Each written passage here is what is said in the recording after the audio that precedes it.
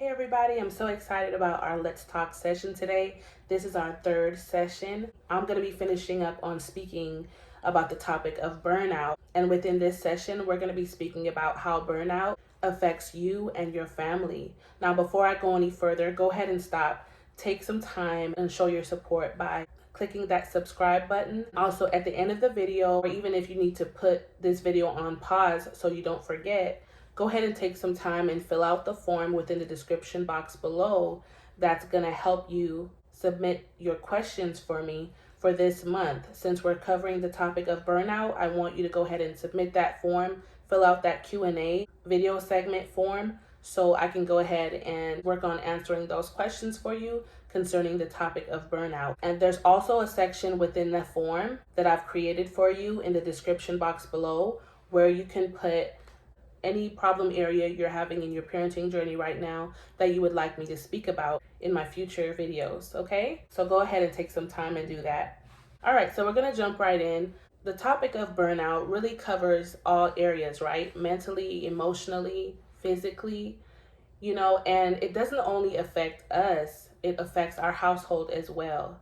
Because whatever we go through, right? The people around us are affected by it. The people around us can feel what we're going through, right? Even think about the times when you had come home from a really long day and it was hard and it was stressful and it seemed like your boss was just getting on you about everything, or it seemed like a struggle to get all of your different tasks done in time, right? And then you had to go pick the kids up or you had to run your own errands after work.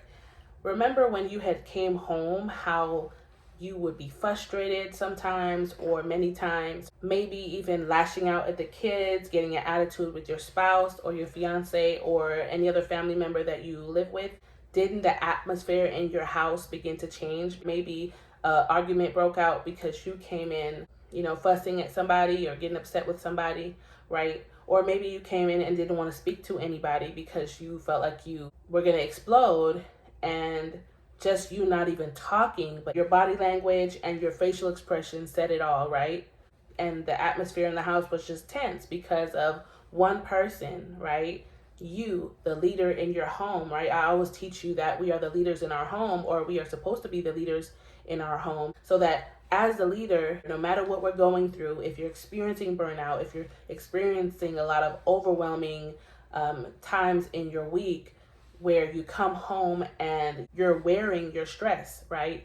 You're wearing your frustration, then that is being shown to your family. That is being shown or conveyed to your coworkers, right?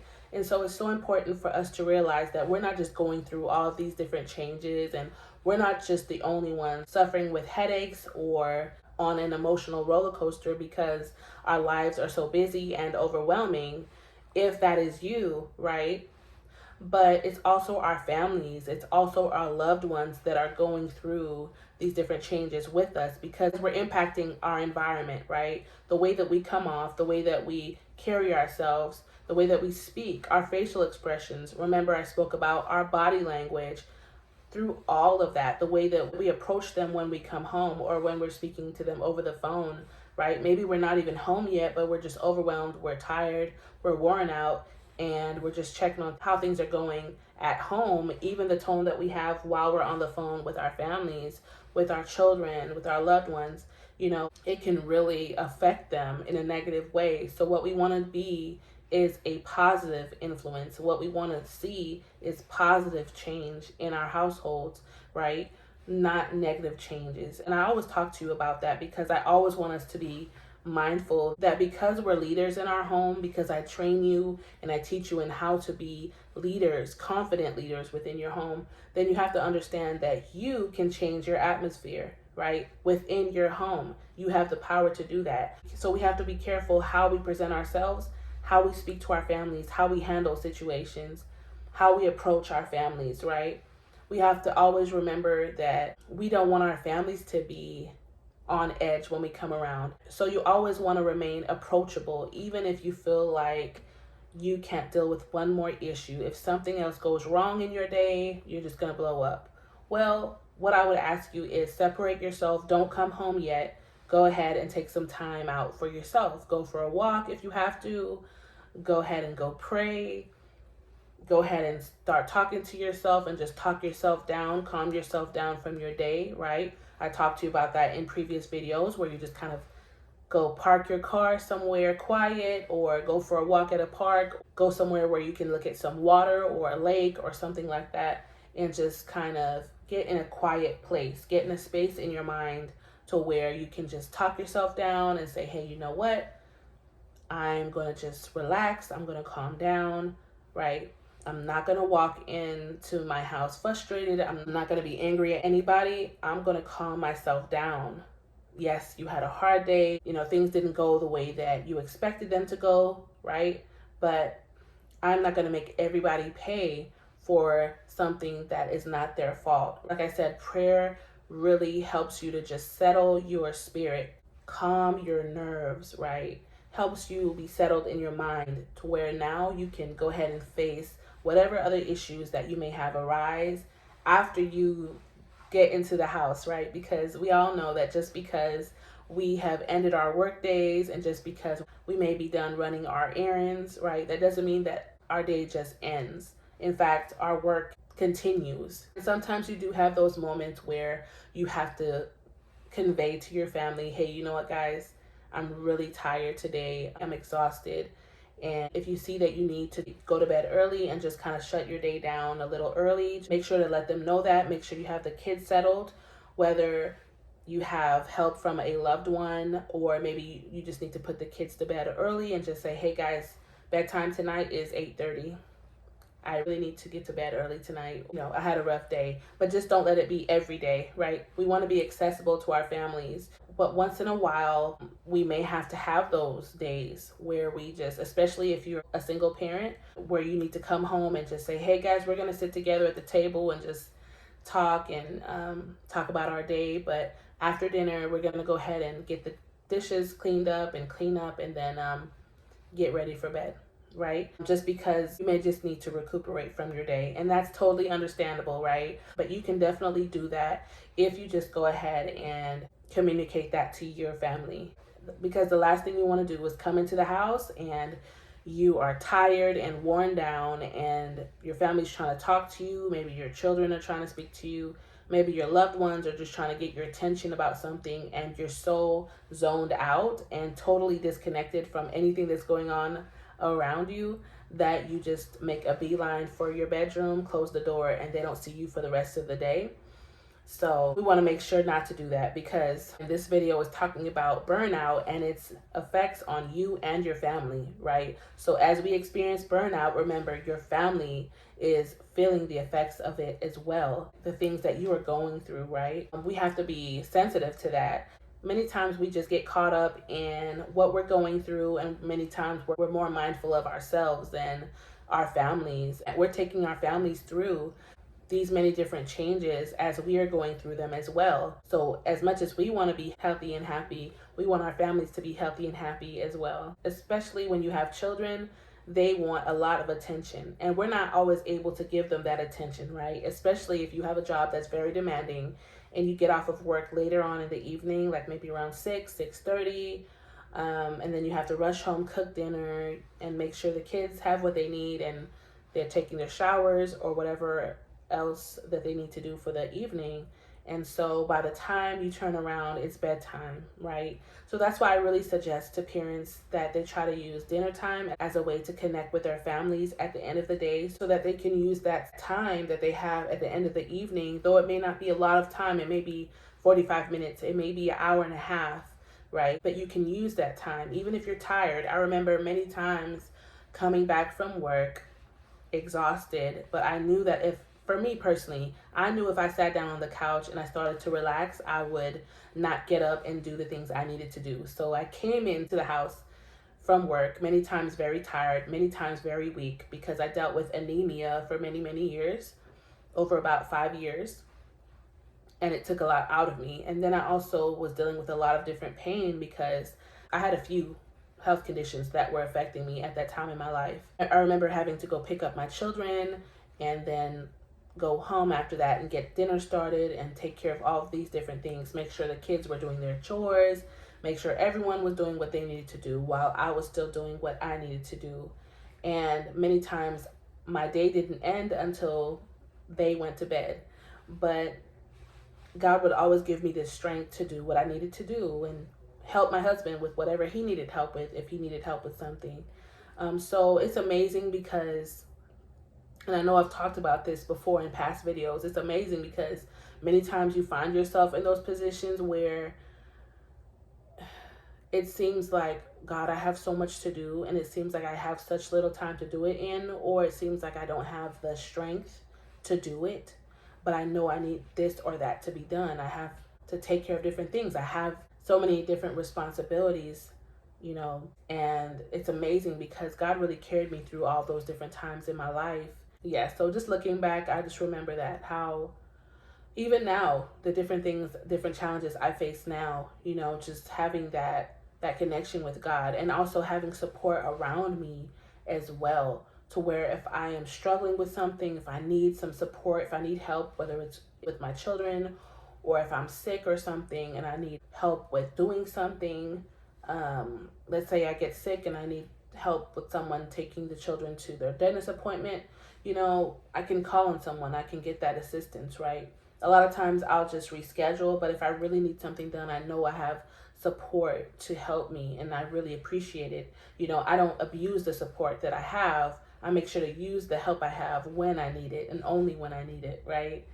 Because then we can burn ourselves out, and then we can also turn around if we're not careful and then burn out the help that we have. So we don't want to do that, right? We don't want to do that. We want to only ask for help when we need it and see when we need it, right? And give the people that have offered to help us a chance to be able to plan. Okay, so if you have someone in your life that has said, hey, anytime you need me to babysit, let me know, go ahead and let them know. But it's important for you to have a plan in place throughout your week, right?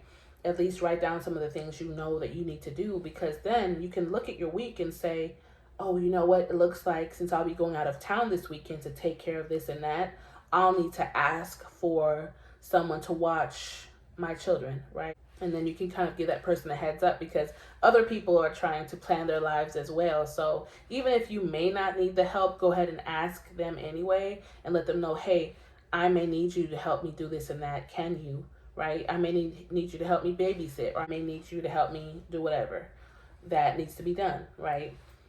So that we can kind of just show people we appreciate them by being mindful of their time as well, right? So yeah, today I just wanted to talk about that, about how important it is that we see that overbooking yourself is way beyond just being busy, right? Sometimes it's good to be busy, it keeps your mind busy, but being too busy to where you're neglecting your physical or mental health, neglecting your family, neglecting your spouse, you're unaware of the changes that are going on in your household, you're not emotionally available or mentally available, right? At the end of the day, because you are so overwhelmed with everything, that is dangerous, because we can end up pushing our families away.